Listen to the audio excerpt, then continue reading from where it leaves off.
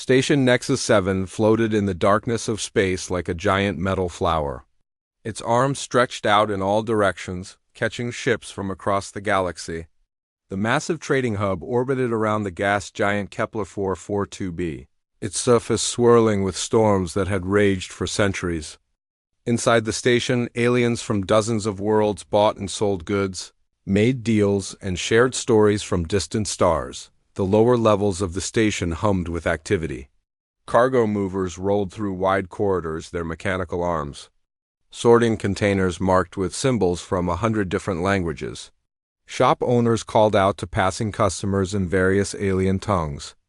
The air carried the smell of exotic foods and the sound of translators, working overtime to help different species communicate. But one figure moved through this busy world like a ghost. Zara Velnoth pressed herself against the wall as a group of Centaurian traders walked past. Her blue-silver skin, once a source of pride among her people, now marked her as an outcast.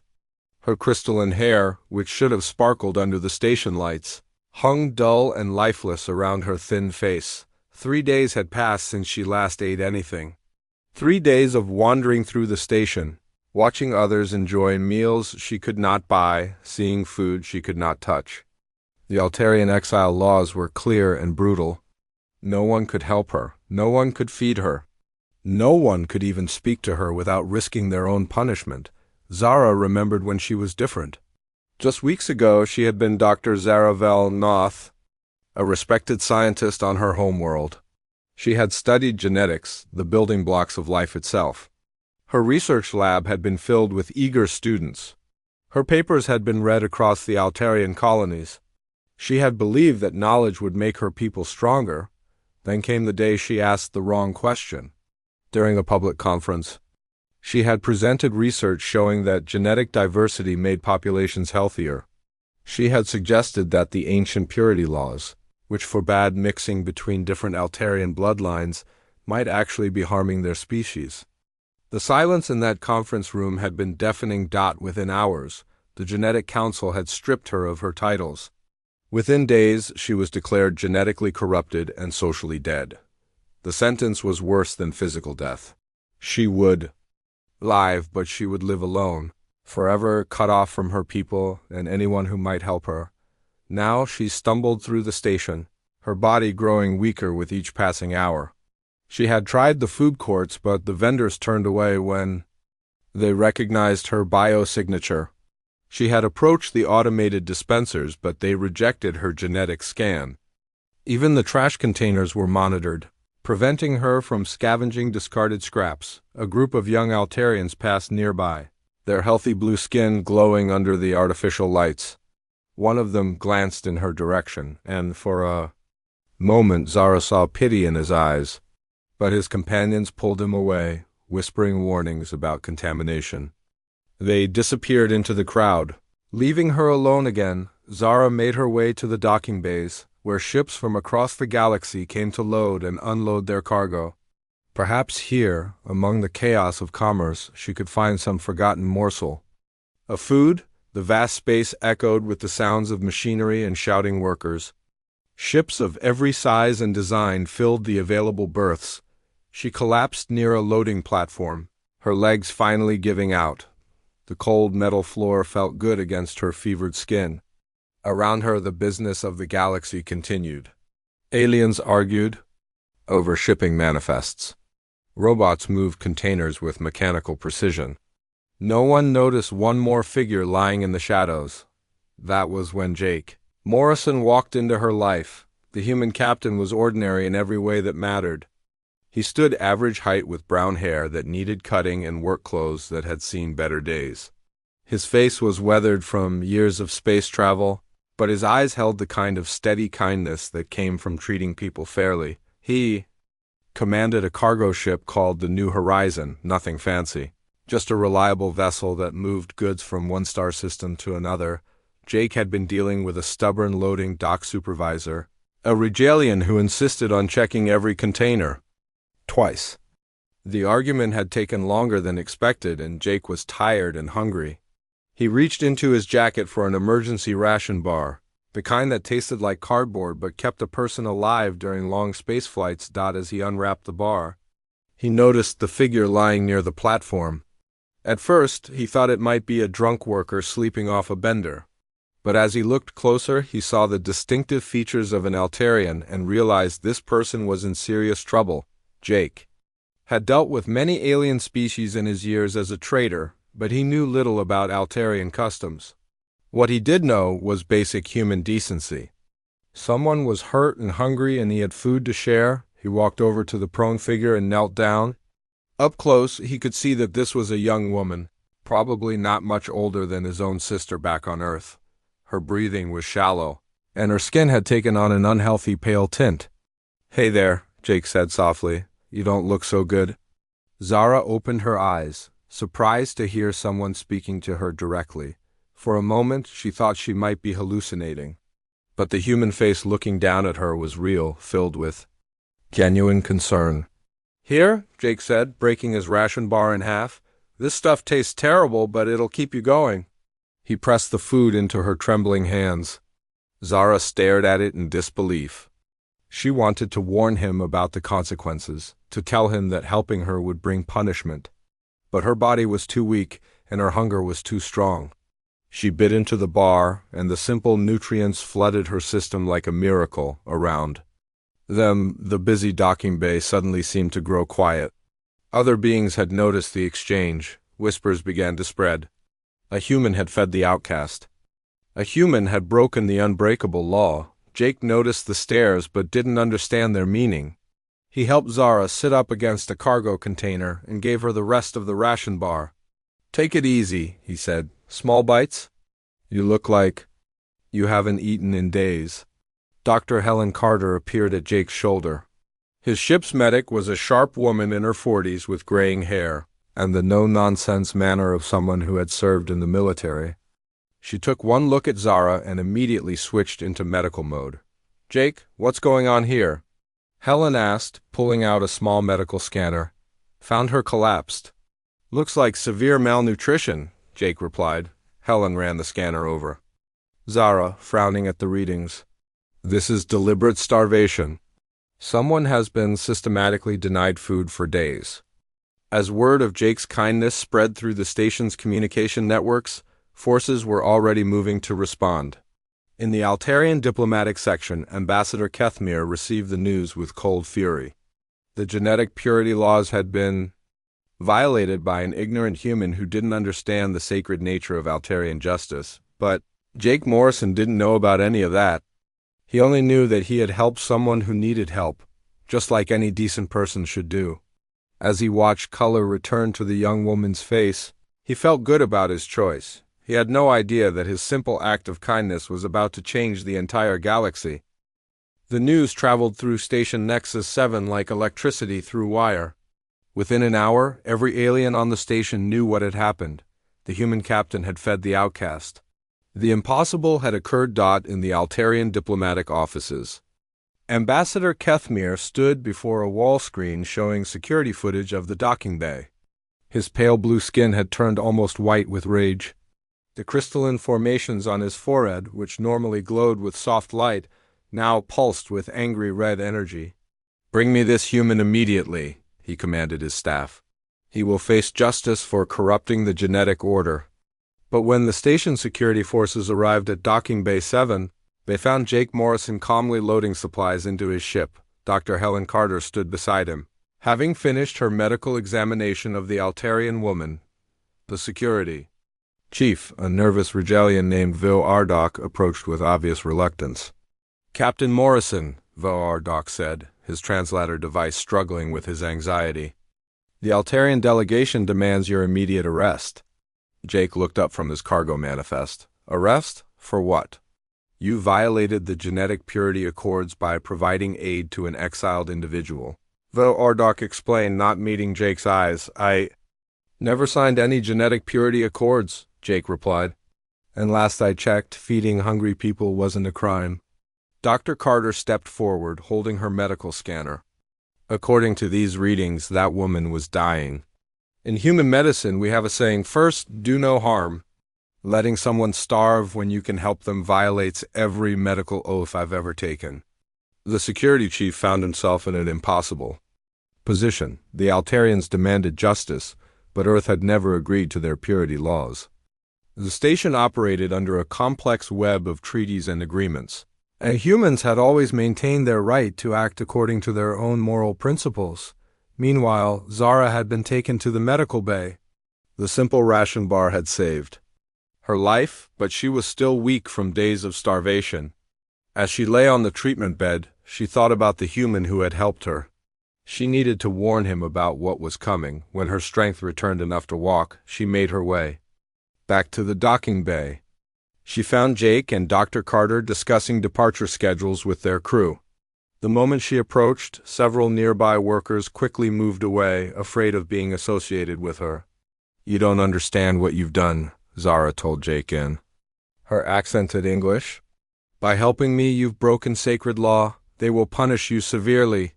Jake turned to face her fully. "What's your name?" I was Dr. Zara Velnoth," she replied, surprised by his directness.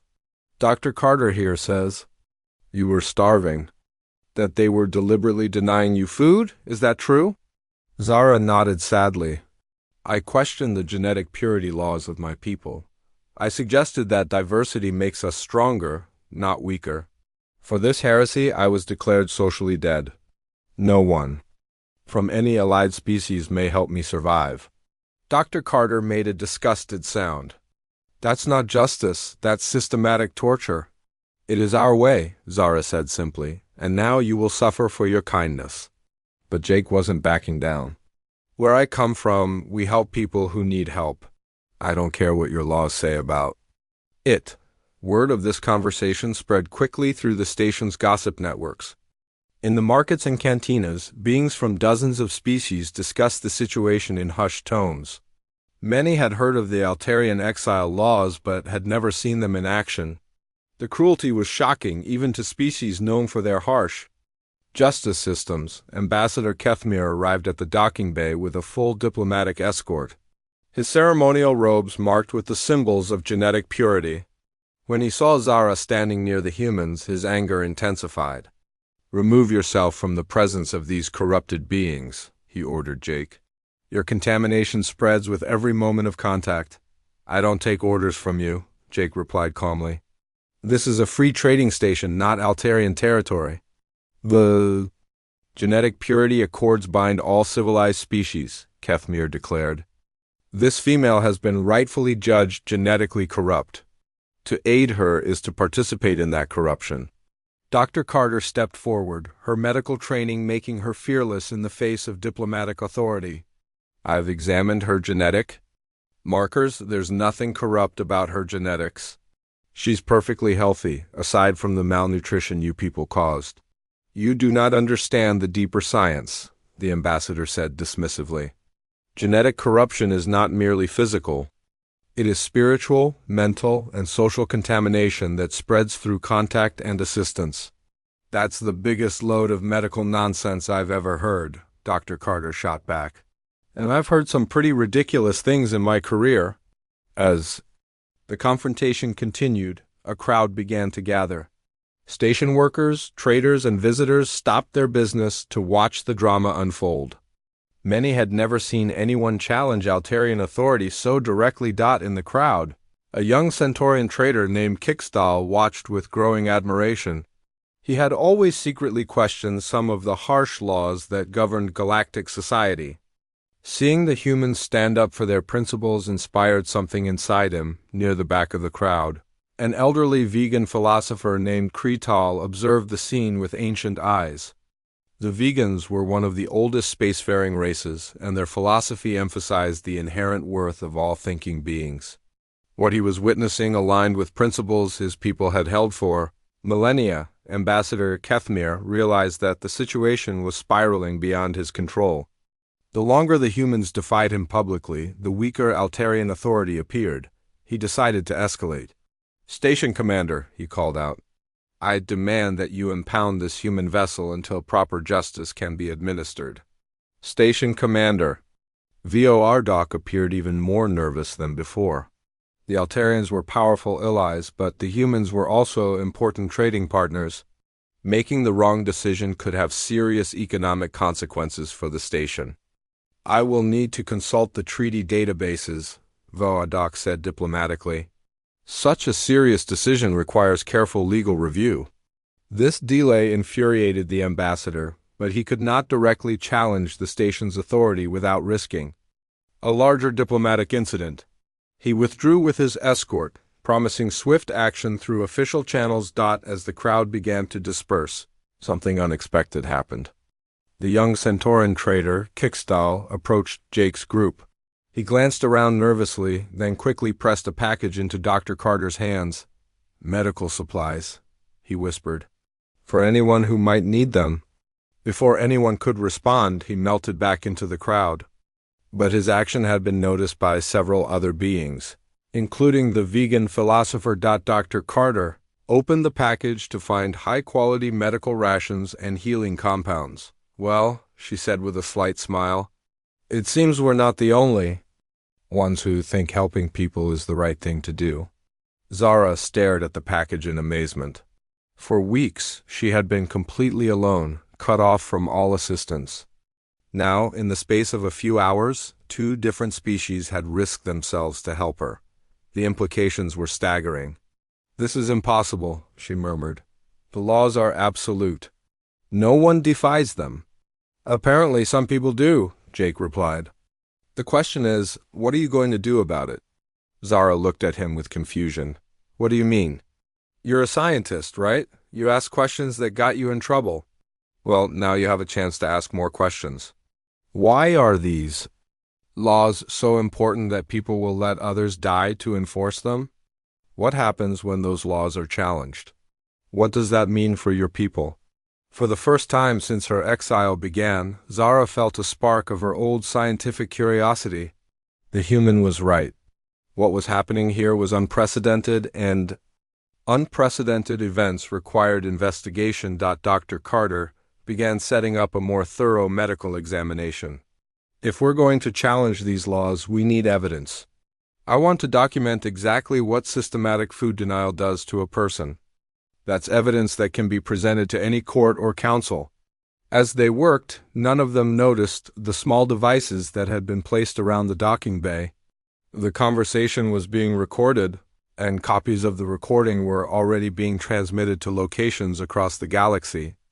The simple act of kindness was becoming something much larger. In the depths of the station, other outcasts and exiles from various species began to hear whispers of hope. For the first time in years, someone had defied the system that kept them isolated and suffering. The question now was whether this defiance would spread or be crushed before it could take root. The Altarian enforcement fleet dropped out of hyperspace like a pack of metal wolves. 12 warships arranged themselves around Station Nexus 7, their weapons powered but not yet targeting the station. Ambassador Kethmir had called for backup, and the Genetic Council had responded with overwhelming force. On the command deck of the lead vessel, Fleet Commander Zethkar studied tactical displays of the station. His orders were clear: retrieve the corrupted female and punish those who had aided her. The human captain would face Altarian justice, regardless of his species' objections. "Scan the station," he ordered his tactical officer. "Locate the target vessels and prepare boarding teams." Inside Station Nexus 7, panic spread through the administrative levels. Commander Voadoc frantically sent messages to every government and trading organization he could think of. The Altarians were preparing to violate station neutrality, something that hadn't happened in decades. Jake Morrison stood on the observation deck of his ship, watching the warships take position. Dr. Carter joined him, her medical bag slung over her shoulder. They had spent the last few hours treating other outcasts who had secretly approached them, word having spread through the station's hidden networks. 12 ships, Helen observed. "They're serious about this." "Dead serious," Jake agreed. "The question is, what do we do about it?" They weren't alone on the observation deck. Zara stood beside them, having refused Jake's suggestion that she hide. Her time as an exile had taught her that running only delayed the inevitable. If she was going to face her people's justice, she would do it standing upright. "You should leave," she told Jake for the 10th time. "This is not your fight. You have done enough by showing me kindness." "I keep telling you," Jake replied. "Where?" "I come from. We don't abandon people who need help." A communication alert sounded throughout the station. Commander Vo Ardok's nervous voice echoed from the speakers. "All residents and visitors, please remain calm. We are experiencing a temporary diplomatic situation. Normal station operations will resume shortly." But normal operations had already ceased. The docking bays were sealed. No ships could enter or leave. The Altarian blockade was complete. In the station's central market, beings from dozens of species gathered in worried groups. The economic implications were staggering. Every hour the station remained closed cost millions of credits in lost trade. The Rebellion merchants were particularly upset, as they had time-sensitive cargo that spoiled quickly. The young Centaurian trader, Kickstal, found himself in conversation with other young beings who had watched the confrontation with the ambassador. They spoke in hushed tones about the humans' courage and wondered if their own species would show such backbone. "My grandfather fought in the liberation wars," whispered a young Andromedan female named Syra 9. "He always said that sometimes. You have to choose between what's legal and what's right." "Easy to say," Kickstal replied. "Harder to do when you're facing warships." But even as they spoke, they found themselves drawn toward the human docking bay. They weren't the only ones. A strange procession was forming throughout the station. Beings who had decided that watching was no longer enough.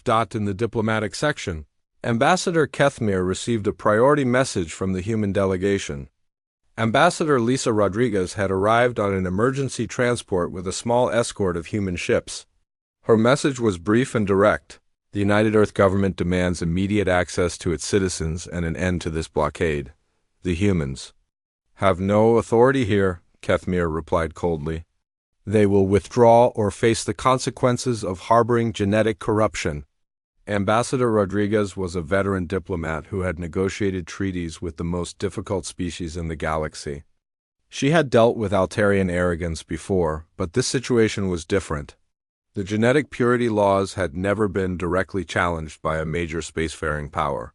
"Let me be clear," she transmitted back. Captain Morrison acted according to human moral principles. We do not recognize Altarian authority over human citizens, nor do we accept the validity of laws that require people to watch others starve. The message was broadcast on open channels, ensuring that every being on the station heard it. The human government was taking a stand. Just as Captain Morrison had done on the observation deck, Jake received a personal communication from Ambassador Rodriguez. "Captain, I need you to know that Earth stands behind your actions. But I also need you to know that this situation could escalate into something much larger than anyone intended." "I understand, Ambassador," Jake replied. "But I can't just walk away from this." Dr. Carter had been monitoring communications from other medical personnel throughout the galaxy. Her documentation of systematic starvation as a punishment had reached colleagues on dozens of worlds. The medical community was beginning to speak out against the practice. "Jake," Helen said, showing him her communication device. "Look at this. The Andromedan Medical Association just issued a statement condemning the deliberate denial of food as torture. The Centaurian Health Council is calling for an investigation." More messages were arriving every hour. Scientists, doctors, and philosophers from across the galaxy were weighing in on the situation. What had started as one human's act of kindness was becoming a galaxy-wide debate about the nature of justice and mercy. Zara worked alongside Dr. Carter, helping to treat the other outcasts who had emerged from hiding. There was HFY, a Rebellion engineer who had questioned unsafe working conditions and been declared industrially corrupted. There was Myra Sek, a young Centauran who had refused an arranged mating and been cast out by her clan. There are so many of us, Zara realized. On every world, in every system, beings are being punished for asking questions or making choices their societies disapprove of. And until now, you've all suffered alone. Dr. Carter observed. But that's changing. The change was visible throughout the station. Beings who had previously crossed the corridor to avoid the outcasts were now approaching them with food, medicine, and words of support. The fear that had kept the exile system working was beginning to crack. Fleet. Commander Zethkar watched these developments with growing concern. His orders were to retrieve one corrupted female and punish her helpers. But the situation was expanding beyond his mission parameters. Hundreds of beings on the station were now involved, and shooting them all would cause a diplomatic catastrophe. He opened a communication channel to Ambassador Kethmir. The situation is becoming complicated. Perhaps we should reconsider our approach. There is no reconsidering, the ambassador replied firmly. The genetic purity laws are absolute. They must be enforced without exception, or they become meaningless. But even within the Altarian fleet, doubts were growing. Lieutenant Yaradol, a young officer on the command ship, had been monitoring the broadcasts from the station. She had heard Dr. Carter's medical evidence and Ambassador Rodriguez's statements about human moral principles. Late that night, while most of the fleet slept, she accessed the ship's database and began reading about genetic diversity in other species. What she found troubled her deeply. The scientific evidence was overwhelming. Genetic diversity made populations stronger, not weaker. She thought about her own family history, carefully maintained in the genetic purity records. 7 generations of approved matings, all designed to preserve the superior bloodlines of her clan. But she also remembered the genetic diseases that plagued her people, the declining birth rates, the increasing need for medical intervention in reproduction. As she read more scientific papers, a terrible realization began to form. The genetic purity laws weren't protecting her people. They were slowly destroying them. On Station Nexus 7, Jake Morrison stood watch during the quiet hours, looking out at the Altarian ships that surrounded them. He thought about his sister back on Earth, probably worried sick after hearing reports about the crisis. He thought about the simple decision to share a ration bar, and how that decision had led to this moment. Dr. Carter joined him, carrying 2 cups of coffee from their ship's supplies. Having second thoughts? She asked. About helping that woman? Never, Jake replied. About getting caught up in a galactic political crisis? Maybe a few.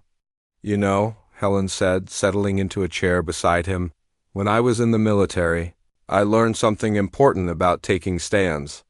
You never know which stand will be the one that matters. Most of the time you do the right thing and nobody notices, but sometimes doing the right thing changes everything. Think this is one of those times? Look around, she said, gesturing toward the station where lights burned in windows throughout the night as beings continued to debate and organize. What do you think? Jake sipped his coffee and watched the stars beyond the Altarian ships. Somewhere out there, messages were racing between governments. Scientists were reviewing data, and ordinary beings were deciding whether to support the principle that kindness should triumph over law. I think, he said finally, that we're about to find out what this galaxy is really made of. The blockade entered its second week, and Station Nexus 7 was running low on critical supplies. The massive trading hub, designed to host thousands of beings and handle constant ship traffic, was never meant to operate as a closed system. Food supplies dwindled, medical supplies ran short, and the air recycling system strained under the load. But something unexpected was happening throughout the galaxy. The story of Jake Morrison's kindness had spread across hundreds of worlds, transmitted through news networks, scientific journals, and underground communication channels. For the first time in galactic history, beings everywhere were talking about the exile and purity laws that governed their societies on the Centaurian homeworld. Young adults gathered in public squares to debate the ethics of punishment through starvation. On Rebellion industrial worlds, workers questioned why their colleagues could be declared corrupted for reporting safety violations.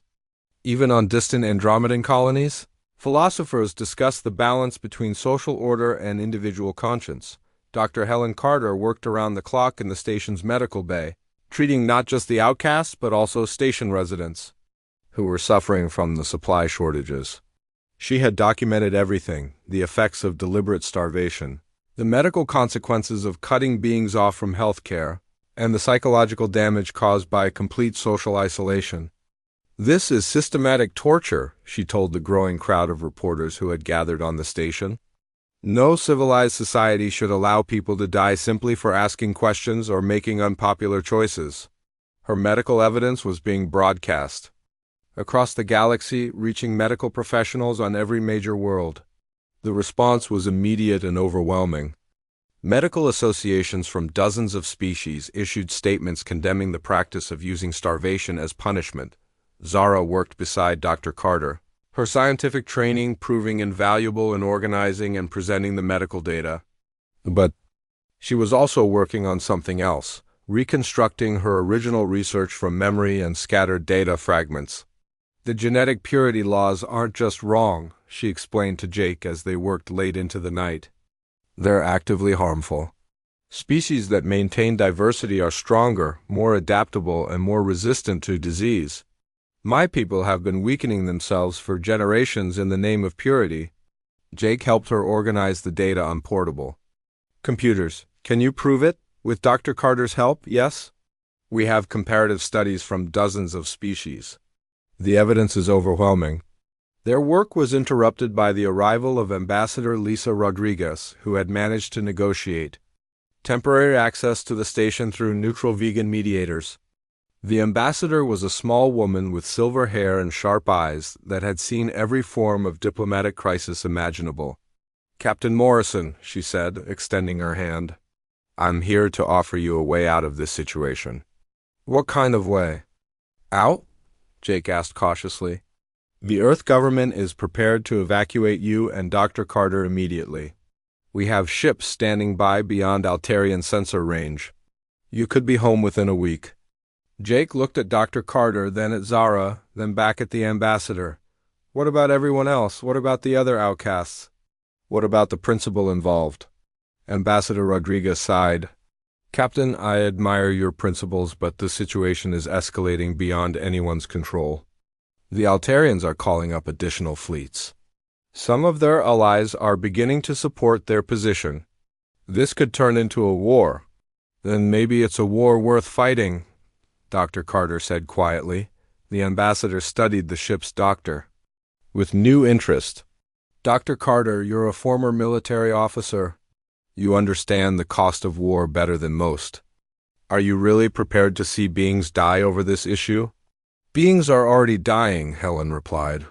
"They're dying slowly, alone, and forgotten because they dared to think differently. At least in a war, people die for something they believe in, but even as they debated, events were moving beyond their control.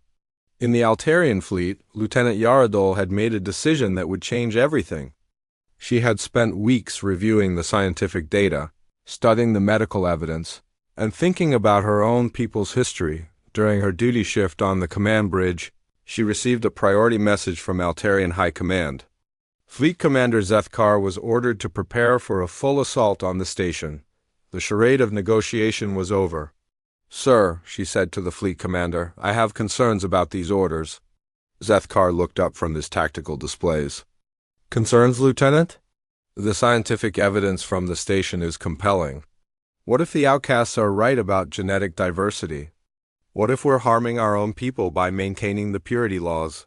The bridge fell silent. Other officers stared at the young lieutenant with a mixture of shock and fear. Questioning the genetic purity laws was the first step toward corruption. "Lieutenant Yaradol," Fleet Commander Zethkar said formally, "you are relieved of duty and confined to quarters pending genetic evaluation." But as security officers moved to escort her from the bridge, Yaradol made her choice. "Computer, open a communication. Channel to station Nexus 7. Lieutenant, stand down immediately," the fleet commander ordered. "This is Lieutenant Yaradol of the Altarian Fleet," she broadcast to the station. "I am transmitting tactical information about the planned assault. You have approximately 6 hours before the attack begins." She uploaded the complete assault plan to the station's computers before security could stop her. The information included ship positions, weapon specifications, and attack timing. It was enough intelligence to help the station prepare defenses or evacuate civilians. The betrayal sent shockwaves through the Altarian command structure. One of their own officers had chosen to side with the outcasts and humans. If genetic corruption could spread even into their military, then the threat was far greater than anyone had realized. Fleet Commander Zethkar immediately sent an emergency message to Altarian High Command. The situation had spiraled completely out of control. A military officer had committed treason in defense of genetic corruption. The very foundations of Altarian society were being challenged from within. On Station Nexus 7, the tactical intelligence created chaos and opportunity in equal measure. Commander Vo Ardok finally had an excuse to call for help from the Galactic Defense Force. An attack on a neutral trading station violated dozens of interstellar treaties. Ambassador Rodriguez used her diplomatic channels to contact every major power in the galaxy. The Altarians are preparing to attack a civilian station to enforce their purity laws. This is not just about one human captain anymore. This is about whether we allow any species to use military force to impose their social values on neutral territory. The response was swift. The Andromedan Republic dispatched a battle fleet under humanitarian escort protocols. The Centaurian Trade Collective threatened to ban Altarian ships from all their stations.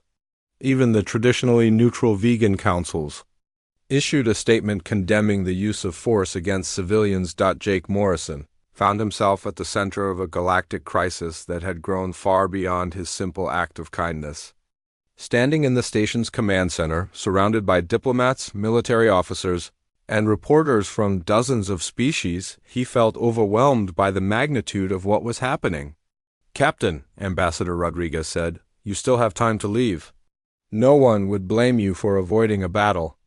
Jake looked around the command center at all the beings who had risked themselves to support the principle of helping others. He saw Zara working with other scientists to compile evidence of the genetic diversity research. He saw Dr. Carter treating injured refugees who had fled their homeworlds rather than submit to purity laws. He saw young beings from multiple species volunteering to help with whatever tasks needed doing. "Ambassador," he said finally, "I appreciate the offer, but I'm not leaving."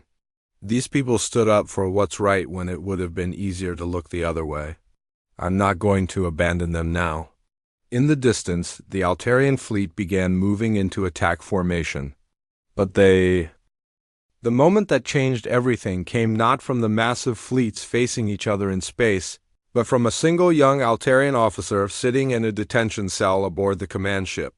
Lieutenant Yaradol had expected to be executed for her betrayal, but instead she found herself becoming the center of a growing movement within the Altarian military itself. Word of her defection had spread through encrypted channels to other young officers who had secretly harbored doubts about the genetic purity laws.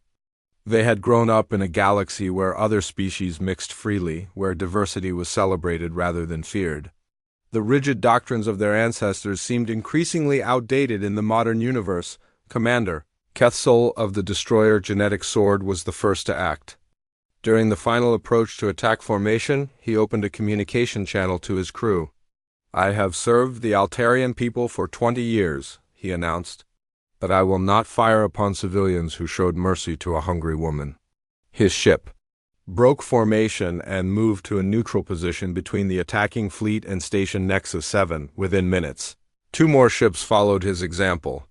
The perfect attack formation began to crumble as individual commanders made their own moral choices. Fleet Commander Zethkar watched his force dissolving before his eyes. He could still proceed with the attack using the remaining ships, but the political damage was already catastrophic. The entire galaxy was watching Altarian military officers refuse to follow orders based on conscience. On Station Nexus 7, Jake Morrison stood in the observation deck watching the Altarian ships maneuver in space. The sight of military vessels refusing to attack gave him hope that reason might still prevail. But he knew the crisis was far from over. Dr. Helen Carter joined him, exhausted from treating the wounded who had arrived on refugee ships throughout the week. "The medical evidence is complete," she told him. "We have documented proof that the exile system causes systematic harm to thousands of beings across the galaxy." Zara approached them carrying a datapad filled with her reconstructed research. "The genetic diversity studies are finished too. The evidence is overwhelming that the purity laws are scientifically wrong and actively harmful to the species that enforce them. Ambassador Lisa Rodriguez had been working around the clock to coordinate the diplomatic response. Representatives from 18 different species had arrived at the station, creating an impromptu galactic council to address the crisis. The economic pressure on the Altarians was mounting as trade agreements were cancelled and shipping contracts terminated. "The Altarian government is facing a choice," she explained to Jake and his companions. "They can escalate this conflict and face economic isolation from most of the galaxy, or they can find a way to step back without losing face completely." The solution came from an unexpected source. Elder philosopher Kretal of the Vegan Councils had been observing the crisis with the wisdom of someone whose species had survived for millennia. By understanding the deeper currents of galactic civilization, he requested permission to address all parties involved in the conflict. His message was broadcast simultaneously to the Altarian fleet, Station Nexus 7, and government centers across the galaxy. "In the ancient history of the vegan people," he said in his calm, measured voice, "there was a time when we too believed that purity meant strength. We learned through great suffering that survival requires adaptation, and adaptation requires diversity. The young human captain who fed a hungry woman demonstrated a principle that transcends species and law, the principle that the strong must help the weak, not because law demands it, but because conscience requires it." His words carried weight, because the vegans were universally respected as one of the oldest and wisest species in the galaxy. When they spoke on matters of philosophy and ethics, even the most stubborn governments listened. Elder Kretal proposed a solution that allowed all parties to preserve dignity while moving toward justice. The Galactic Council would establish new protocols for humanitarian aid that recognized the right of conscience over rigid law. The scientific evidence about genetic diversity would be reviewed by an independent committee of researchers from multiple species. Most importantly, the exile and starvation systems would be suspended pending this review. The Altarian government found itself with few choices. Public opinion within their own society was beginning to shift as young Altarians learned about Lieutenant Yaradol's defection and the scientific evidence challenging their fundamental beliefs. Economic pressure from their trading partners was mounting daily. Even their own military was showing signs of internal division. Ambassador Kethmir received new instructions from the Genetic Council on the Altarian homeworld. The attack on Station Nexus 7 was cancelled. The fleet would withdraw to a safe distance while negotiations proceeded. It was not the outcome he had wanted, but it was the only outcome that avoided total diplomatic catastrophe. The formal negotiations took place in the station's main conference center, with representatives from dozens of species participating either in person or through communication links. Jake Morrison found himself sitting at a table with ambassadors, military commanders, and scientists from across the galaxy, still somewhat amazed that sharing a ration bar had led to this moment. Dr. Carter presented the medical evidence with clinical precision, showing slide after slide of documentation about the health effects of systematic starvation and social isolation. Her presentation was translated into dozens of languages and broadcast to medical schools across the galaxy. Zara presented her genetic research with the passion of a scientist who had suffered for her dedication to truth. Her data showed clearly that genetic diversity strengthened populations while purity led to weakness, disease, and eventual extinction. The evidence was so compelling that even Altarian scientists in the audience began nodding in agreement. The negotiations resulted in the Morrison Protocols, named after the human captain whose simple act of kindness had started the entire crisis. The protocols established that basic humanitarian aid, including food, water, and medical care, could not be denied to any sentient being regardless of their legal status. They created protections for scientists and researchers who challenged orthodox thinking. They established review processes for laws that imposed suffering as punishment for ideological differences, most importantly. They recognized the principle that individual conscience could sometimes supersede collective law when basic humanitarian values were at stake. Lieutenant Yaradol was released from detention and became a symbol of moral courage throughout the Altarian military. Her defection had inspired others to question orders that violated their personal ethics. She was eventually promoted and placed in charge of implementing military reforms based on the new protocols. Zara was not only pardoned but offered a position as Director of Genetic Research at the new Galactic Institute for Biological Sciences.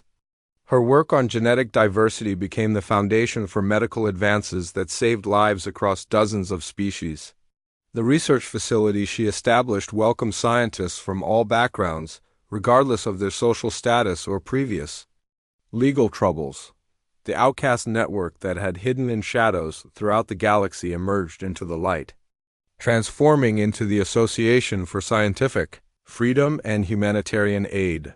They established shelters and research stations where exiled scientists could continue their work while helping others who faced persecution for their ideas. Jake Morrison returned to his freight hauling business, but his routes now included regular stops at research stations and humanitarian facilities across the galaxy. He carried supplies and messages for the growing network of beings committed to protecting intellectual freedom and helping those in need. Dr. Carter established a medical school aboard a converted space station where students from multiple species learned not just medical techniques but also the ethical principles that should guide all healthcare. Her motto became famous throughout the galaxy: "Medicine serves conscience, not law." Station Nexus 7 was designated as the headquarters for the Morrison Protocol Enforcement Agency. The trading hub that had once been the site of near conflict became a symbol of cooperation and tolerance. A memorial was erected in the docking bay where Jake had first offered food to Zara, with an inscription in dozens of languages: "Kindness is the foundation of civilization." The changes were not immediate or universal. Many species maintained their traditional laws and customs, and some continued to resist the new protocols. But the precedent had been established. The galaxy had chosen compassion over rigid law, diversity over purity, and individual conscience over collective conformity. Years later, when historians studied the period, they would identify the moment when Jake Morrison broke his ration bar in half as one of the turning points in galactic civilization. It proved that sometimes the smallest acts of kindness could change the course of history, and that ordinary beings could accomplish extraordinary things. When they chose to do what was right rather than what was easy, the galaxy was a better place. Because one human had seen a hungry woman and decided to help her, and because others had found the courage to support that simple act of human decency. It was a reminder that civilization was not built on laws or technology or military power, but